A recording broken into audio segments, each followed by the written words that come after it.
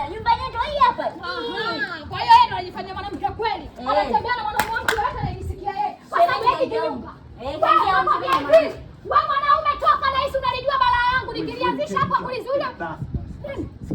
Usipige makembuna nisalilisha. Na kuzalilisha unatembea na mwanamke mwingine. Mwanamke huyu hapa dada. Huyu hapa unibishia nini? Huyu. Baby. Ngoja, sikilize mimi sawa. Mbona nisalilisha? Huyu ndo mke wangu.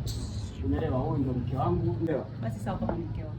Basi ukiangalia na dada unabaki kama kizarau kama vile. Subiri hadi mfuate kule. Tendeni nyumbani. Hebu niache na mpoa nenda mfuate kule bwana. Mimi anakuja wewe hapa dada. Mimi nitakunyoosha. Muonyeshe kama nikaenda kuchukua kitu na kama tukauana hapa leo.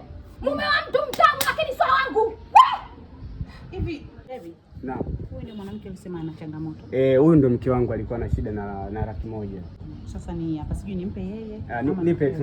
Nipe mimi wewe. Nakujua utaanza kukata madeni. Ujue bwana mume wangu kuchiti sio dhambi. Ila unichiti na watu ambao wanajielewa kama huyu. Sijui ukoaje unachiti na watu ambao hata waeleweke na majuma chokonoa sawa na nini? Haya basi twendeni. Sasa huko unaenda wapi? Baki na mwezio kule. Wala msijali. Basi baadaye mke wangu. Hamna shida. Haya. Jisosomole. Goodbye.